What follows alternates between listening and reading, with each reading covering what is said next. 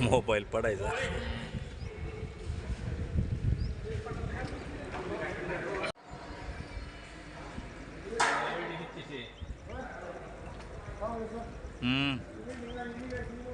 नाही नाही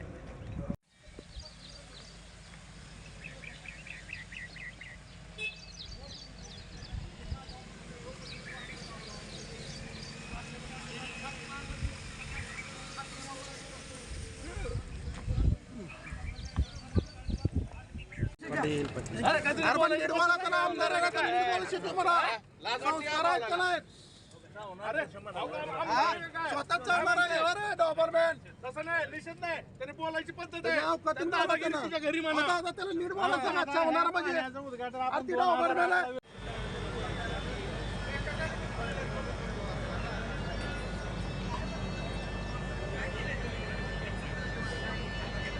जे काही गैरसमज आहेत या पूर्ण विषयाच्या बाबतीत ते स्पष्ट तुम्हाला समजावे यासाठी हा कार्यक्रम आहे. साधारण 1 वर्षापूर्वी या योजनेचं काम जे आहे ते आपण सुरू केलं होतं. आपल्या धाराशिव जिल्ह्यासाठी ही योजना अतिशय महत्त्वाची आहे. आपल्याला कल्पना आहे की 21 TMC पाणी कृष्णा खोऱ्याचं आपल्या हक्काचं मराठवाड्याला मिळावं म्हणून डॉक्टर पद्मसिंह पाटील साहेबांनी अतिशय ताकदीने शर्तीचे प्रयत्न केले होते. कॅबिनेट मीटिंगमध्ये राज्य मंत्रिमंडळाच्या बैठकीत त्यांनी अतिशय कडक भूमिका घेतल्यामुळे ती मंजुरी मिळाली होती. इतरांनी मदत केली बरोबर आहे, परंतु प्राधान्याने सर्वांचा रोष स्वीकारून हा निर्णय करून घेण्याचं काम हे डॉक्टर पद्मसिंह पाटील साहेबांनी केलं. बाकीच्यांची मदत होती, परंतु मूळ काम जे आहे ते डॉक्टर पद्मसिंह पाटील साहेबांनी केलं. फाईल जर आपण काढली तर मग त्या फाईलच्या 21 TMCच्या फाईलवरतीच सही कोणाकोणाची आहे, नोटिंग कोणी केलं आणि तेव्हा म्हणजे कुठल्या पद्धतीने कामकाज झालं याच्यात मला आत्ता जायचं नाहीये. आता मुद्दा जो आहे तो वेगळा आहे. आपला आजचा मुद्दा काय आहे? आपला आजचा मुद्दा असा आहे की कार्यक्रम जे आहे तो इथली परिस्थिती जी आहे 21 TMC पाणी नाही 7 TMC पाण्यावर बोलवण करते ती 21 TMC पाणी नाही पत्रकार बांधव सगळ्यांना विनंती आहे पण बसून देशमुखांनी मंजूर केलेली योजना आहे जे आता बांधव बोलून गेले ना तरी बसावं, जे बोलतोय ते ऐकावं, मध्येच पळून जाऊ नका. हा आपल्या सर्वांसाठी अतिशय महत्त्वाचा विषय आहे. या योजनेचं भूमिपूजन जे आहे, आत्ता चालू असलेल्या टप्प्याचं भूमिपूजन आपले आदरणीय उपमुख्यमंत्री देवेंद्रजी फडणवीस साहेबांनी गेल्या वर्षी केलं आणि या कामावरती युद्ध पातळीने सर्वांनी ताकद लावली होती. त्या अनुषंगाने सद्यस्थितीमध्ये काम किती झालं आहे, काय शिल्लक आहे, अडचणी काय आल्या, या आपल्या सर्वांना समजाव्या, आपल्या माध्यमातून जनतेपर्यंत हे पोचावं.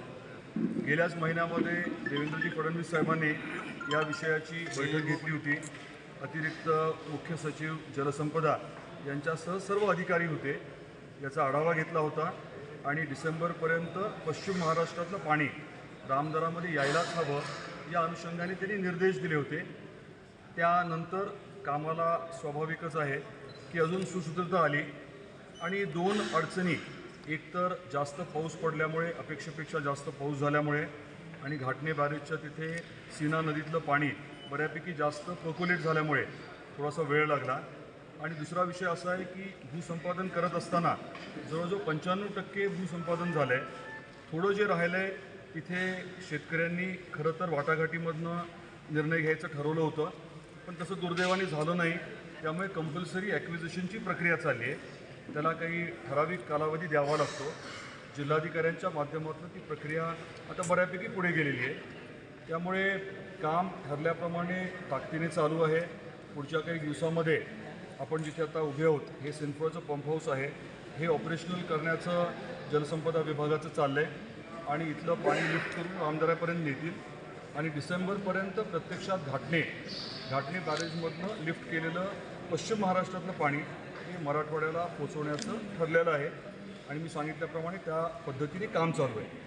दुसरा एक बारकावा आवर्जून सांगण्यासारखा म्हणजे आपण आता सीना नदीमध्ये पाणी जे आलं आहे स्थिरीकरणाच्या माध्यमातून तिथनंच पाणी जे आहे ते पाईपलाईनने सीना कोळेगाव धरण हे बायपास करून थेट पुढे सीना नदीत सोडतोय जेणेकरून घाटणे बॅरेजला डायरेक्टली यावं. याचा फायदा असा होईल की दुर्दैवाने जर पाऊस काळ पुढच्या कालावधीमध्ये कमी राहिला आणि सीना कोळेगाव धरण भरायला वगैरे अडचण आली तरी देखील आपल्याला आपल्या हक्काचं पाणी जे आहे ते थेट पाईपलाईनद्वारे खाली सीना नदीत सोडल्यामुळे घाटणे बॅरेजला उपलब्ध होऊ शकेल. काही गैरसमज या विषयाच्या बाबतीमध्ये होते ते मी स्पष्ट करू इच्छितो.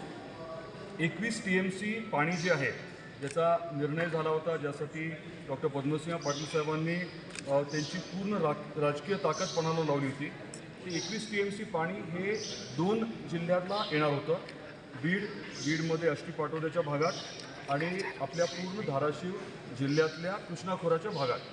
मग 21 TMC पाणी हे 2 जिल्ह्यासाठी मराठवाड्यासाठी पश्चिम महाराष्ट्राचं पाणी आणि आता नियोजनामध्ये जो बदल झाला त्याच्यामुळे 21च्या जागी 23.66 TMC पाणी हे मराठवाड्याला मिळणार आहे.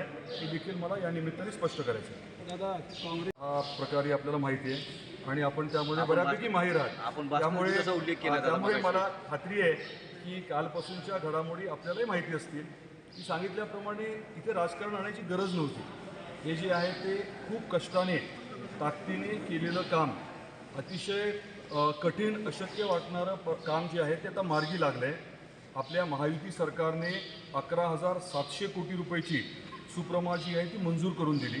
ठाकरे सरकारला ते करता नाही आलं पण महायुती सरकारने हे केलं. प्रत्यक्षात काम चालू आहे, अंतिम टप्प्यात आलं आहे आणि असं असताना मग त्यांना काळजी वाटली. आता त्याबद्दल मी जास्त बोलणं योग्य नाही परंतु अतिशय दुर्दैवी आहे कारण धाराशिव जिल्ह्यासाठी पाणी हे किती मौल्यवान आहे तुम्हालाही माहिती आहे आणि पाणी आता येतं आहे, आपल्या हक्काचं पाणी येतं आहे, पश्चिम महाराष्ट्रातलं पाणी येतं आहे. सगळ्यांनी मदत करायला हवी, ना की खोडे घालणं, ना की काही लोकांना चुकीचं सांगून याच्यामध्ये व्यत्यय आणणं. त्यामुळे आता जे झालं ते झालं.